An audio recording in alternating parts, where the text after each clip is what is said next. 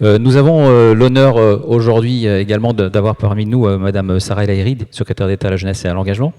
Je vous invite, Madame la Ministre, à nous rejoindre à la tribune pour quelques mots d'introduction à nos travaux.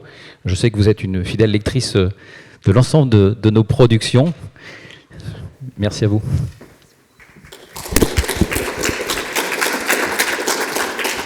Merci beaucoup. Plus que fidèle lectrice, mais j'y reviendrai un peu plus tard.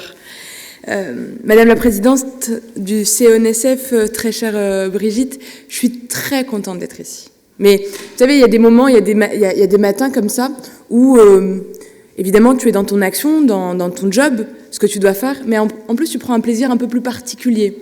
Ce petit plaisir de retrouver finalement parfois des hommes, parfois des femmes qui partagent au-delà de la même ambition, au-delà de la même envie de faire avancer les choses, je crois la même énergie. Et Madame la Présidente, c'est pour ça que je suis particulièrement contente d'être aujourd'hui chez toi, dans cette belle maison du sport. Cher Emmanuel, cher Philippe Vicard, quel plaisir. Alors il est caché où? Ah, quel plaisir de vous retrouver avec toutes les équipes de l'INJEP. Un salut également très amical, mais parce que ça compte pour moi, à Philippe Dacosta, qui préside le conseil scientifique de l'INJEP, parce que l'INJEP, finalement, c'est au-delà des productions, au-delà de la qualité des travaux, c'est aussi un lieu perméable à ce qui se passe dans la société, perméable aux mutations, perméable aux besoins. Et pour ça, je souhaitais saluer vraiment la mobilisation de l'ensemble du conseil scientifique, évidemment par le biais de son président. C'est souvent... moi, j'ai la chance, c'est ce que je disais à la présidente en arrivant, j'ai la chance de vivre un moment de passion, où l'engagement mêle finalement un exercice du quotidien qui permet d'accompagner finalement les jeunesses dans leur diversité. Et les jeunesses, elles ont des aspirations différentes.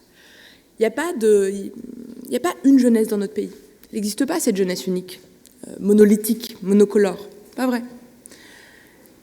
Les jeunesses, elles sont bien diverses, par leur parcours, par leurs aspirations, par la réalité de la ligne de départ.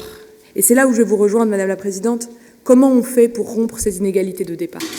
Comment on fait pour que finalement, le bouclier qui entoure un jeune, un enfant, un adolescent, lui donne les moyens pour finalement se construire et être un citoyen acteur de sa vie d'abord, et évidemment actif dans la société. Comment on fait, parfois, quand la famille est défaillante, quand le cercle éducatif est la dernière, finalement, digue, s'il n'y a pas ce tiers pour qui on a parfois un peu d'admiration, en tout cas beaucoup de respect, souvent, et pour qui on n'a pas envie, en tout cas avec qui on n'a pas envie de rompre ce lien de confiance.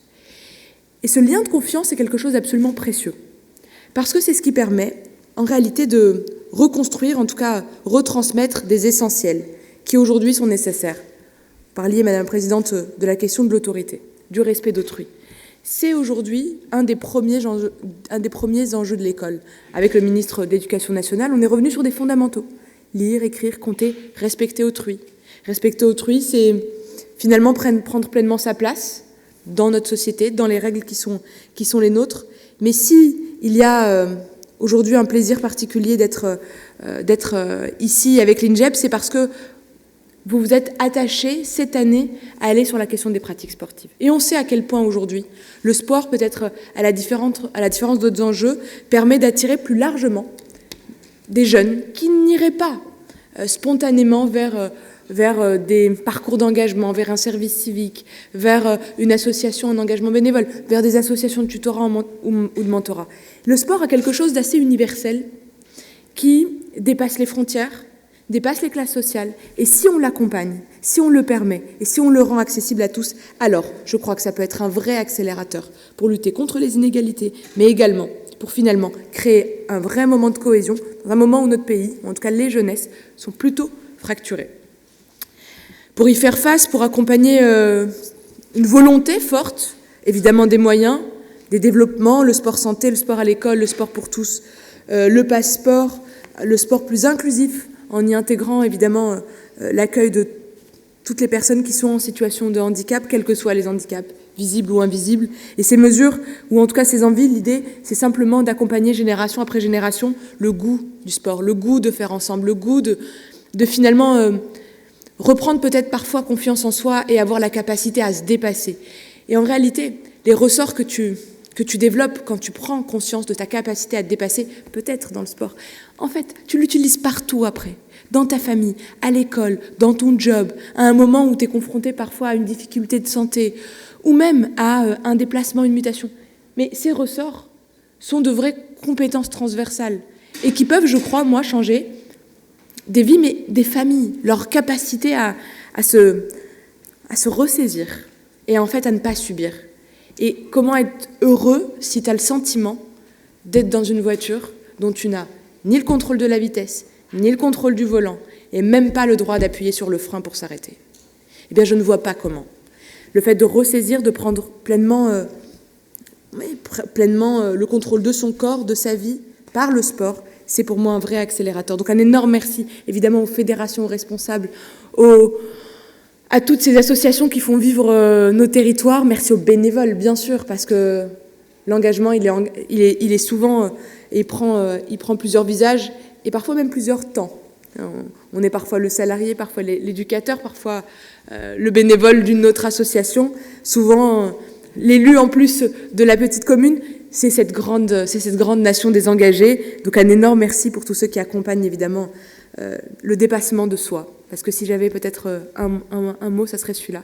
Le dépassement de soi pour une cohésion plus forte. En tout cas, merci de faire vivre sur l'ensemble de nos territoires ces moments de retrouvailles. S'il y a encore des endroits où on est très fiers tous d'être français, où on chante une Marseillaise à tue-tête sans regarder ni à droite ni à gauche qui ne la chanterait pas ou qui ne serait pas à l'aise avec, c'est bien encore dans nos stades, c'est bien encore quand on a des belles victoires.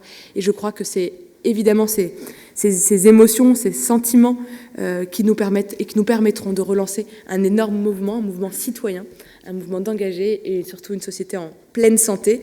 Donc oui, s'il y a un dernier message, c'est mon asso, je l'adore, j'y adhère, c'est pour que évidemment tous les bénévoles reviennent, découvrent, et une spéciale dédicace parce que j'ai beaucoup étudié les travaux de l'INJEP.